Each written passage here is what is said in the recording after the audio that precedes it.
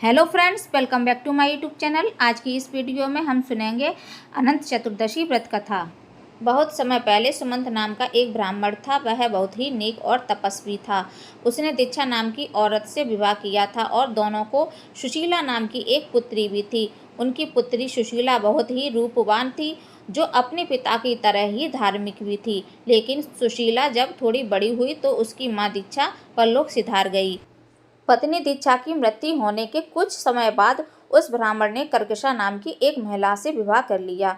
इसके कुछ समय बाद पुत्री सुशीला विवाह योग्य हुई तो उसका विवाह कौंडिन्य ऋषि के साथ कर दिया। विवाह में विदाई के समय जब ब्राह्मण ने अपनी दूसरी पत्नी कर्कशा से बेटी और दामाद को कुछ देने के लिए कहा तो वह नाराज हो गई। कर्कशा ने गुस्से में दामाद को ईंट और पत्थर देकर विदा कर दिया। कर्कशा के इस व्यवहार से कौंडिन्य ऋषि काफी दुखी हुए। वे अपनी पत्नी सुशीला के साथ आश्रम जाने लगे, लेकिन आश्रम के रास्ते में ही रात हो गई। रात होने के कारण दोनों एक नदी के किनारे पर रुक गए। इस दौरान सुशीला ने देखा कि नदी के किनारे कुछ स्त्रियां सुंदर कपड़ों में सजी हुई हैं। वे किसी देवता की पूजा भी कर रही थीं। सुशीला उन स्त्रियों के पास गई तो उन्होंने बताया कि वे अनंत व्रत की पूजा कर रही हैं और उन्होंने उस व्रत की महत्ता के बारे में भी बताया। उन स्त्रियों की बात सुनकर सुशीला ने भी उस समय उस व्रत को करने का मन बनाया। 14 गांठों वाला डोरा भी हाथ में बांधकर वापस ऋषि कौंडिन्य के पास चली आई। जब ऋषि कौंडिन्य ने सुशीला से उस डोरे के बारे में पूछा तो सुशीला ने उन्हें सारी बात बता दी। इस पर गुस्सा होते हुए ऋषि कौंडिन्य ने सुशीला के हाथों से उस डोरे को खोलकर तोड़ दिया और उसे आग में जला दिया।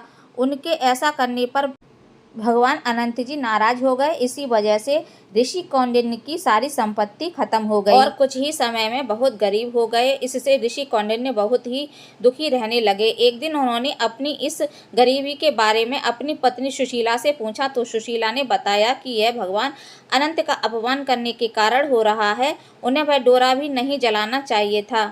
पत्नी सुशीला की बात सुनकर ऋषि कौंडिन्य को अपनी गलती का एहसास हो गया। इसका पश्चात करने के लिए वे तुरंत ही उसी जंगल में गए और अनंत डोरे की खोज करने लगे। कई दिनों तक वह जंगल में भटके, लेकिन उन्हें अनंत डोरा नहीं मिला। एक दिन जंगल में वो बेहोश होकर गिर गए। तभी उसके सामने भगवान अनंत प्रकट हुए। उन्होंने ऋषि कौंडिन्य से कहा, हे कौंडिन्य, तुमने अनजाने में ही सही लेकिन मेरा अपमान किया था। उसी की वजह से तुम्हें ये सारे दुख झेलने पड़े। अब तुमने अपनी उस गलती का पश्चाताप कर लिया है, इसलिए मैं तुमसे बहुत प्रसन्न हूँ। मैं तुम्हें वरदान भी देता हूँ कि जब तुम घर जाकर पूरे विधि विधान से मेरा अनंत व्रत करोगे तो अगले 14 सालों में तुम्हारे सारे कष्ट दूर हो जाएंगे। तुम हर तरह के सुख से संपन्न हो जाओगे।